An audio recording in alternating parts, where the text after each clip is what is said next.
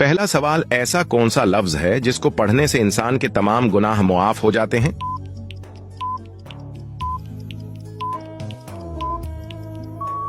जवाब जानने से पहले मुझे लगता है कि आपके मोबाइल पर कोई चुपके से नजर रखता है।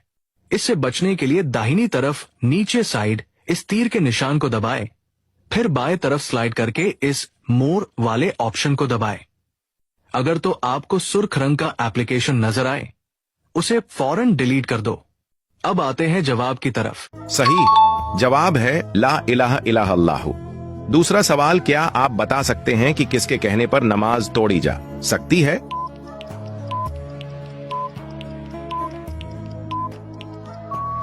सही जवाब है मां। तीसरा सवाल, ऐसा कौन सा वक्त है जब इंसान झूठ बोल सकता है?